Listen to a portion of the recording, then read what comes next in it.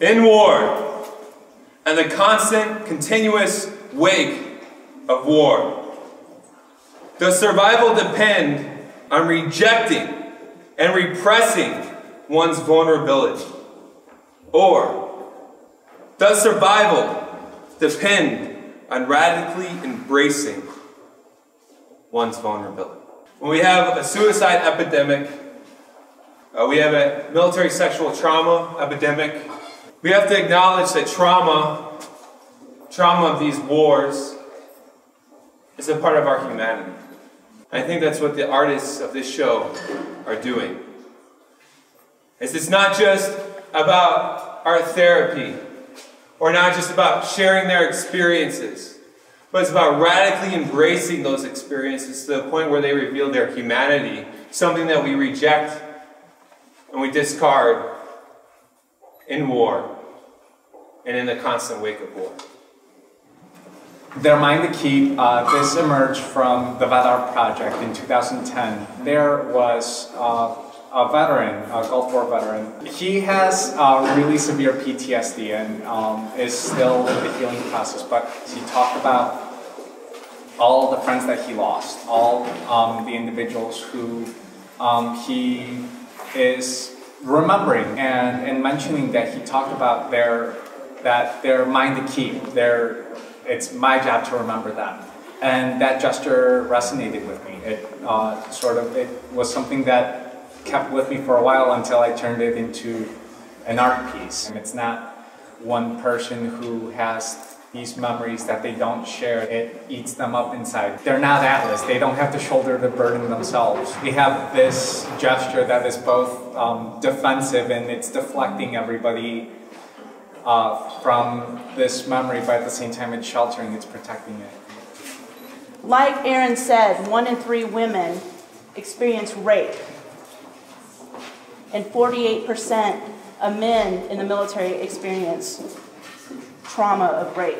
I served honorably in the United States Marine Corps for 4 years. I was either judged as a dyke, bitch, whore, slut, whatever, but I was never a Marine. And I'm the first woman in my family to join the military and serve honorably in silence. And I want our survivors to feel safe, to open up and share what they experience. The perpetrators are being let go scot-free and continue to serving. And our victims are being kicked out. It's okay to rape? I plan to bring this in front of the White House. Don't turn their back on our victims, our survivors of rape. Because in the long run, the survivor is the one who has to learn how to thrive again. I'm going to read here a poem. It is called, Who Is She? So this is coming from my perspective. Who is she? She was taken by force, her beauty, her love of life, kidnapped. She is a Marine who survived military rape. She is now learning how to thrive again. She is the true meaning of being Semper Fidelis. She is a Marine. I am a Marine.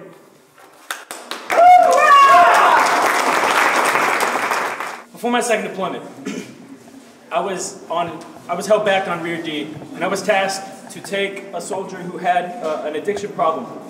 He was addicted to crack cocaine, and I was tasked to drive him to his anonymous meetings. But it was sort of nice to be able to go into these anonymous meetings as an addict myself without having to let everybody know I was an addict. So I was anonymous, super anonymous.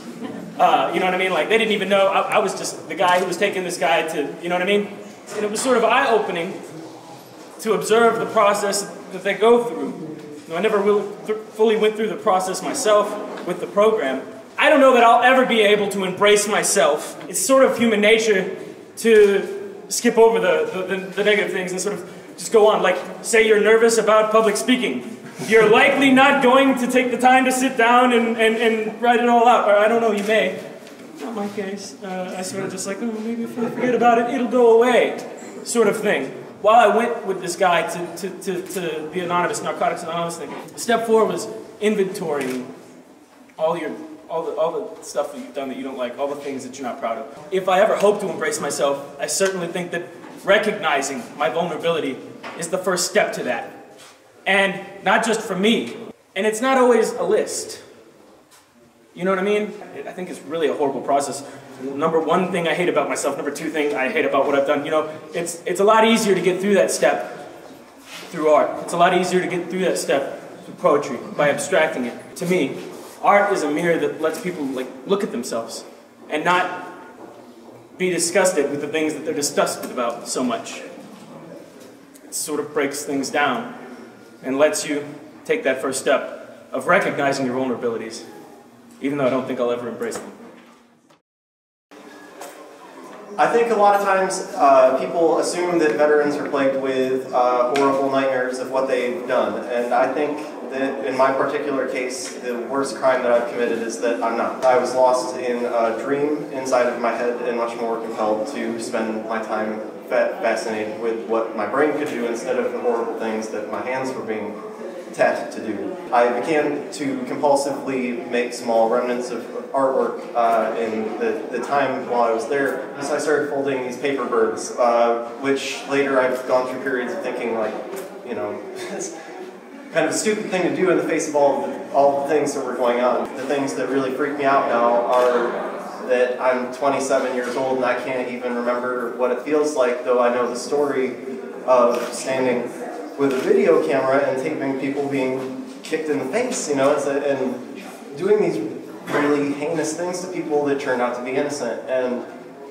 that I should probably feel guilty or feel something, and I never have. And I guess this is my disgust with it. The workshops that I've been doing, I had to do a lot of like, yes, we're healing, we're making people better. I'm a wreck. I'm very passionate about what I do, but that doesn't necessarily mean healed functionally. I'm still a bit of a fuck up. I was in court this week.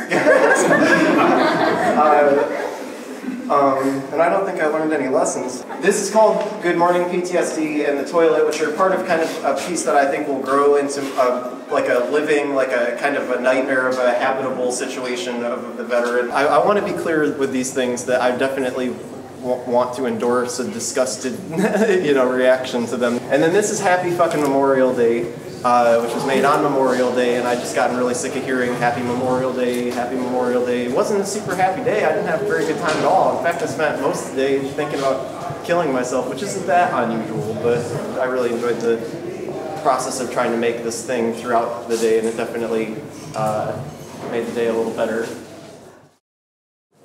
I started making this work before I knew anything about the show and what the show was going to be. At the time, I was feeling pretty angry and frustrated, and I didn't quite know why. So I just decided to turn the camera on myself and start taking self-portraits. Speaking in terms of the show, Radical Vulnerability, I started questioning what that meant to me and what exactly radical vulnerability was, so I kind of broke it down into the two words that are involved. And so radical in the dictionary has a lot of different definitions, and the one that jumped out to me was departure from the norm. Is vulnerability and showing weakness will get you killed on the battlefield. So soldiers are taught, and it's ingrained in them to suppress any kind of weakness, any kind of vulnerability. You're not a man if you show weakness. What is breaking the norm from that? What is the radical side of that? And that would be showing that vulnerability and embracing that vulnerability. Which one is going to help you survive? I don't know. I'm sure it's different for different people.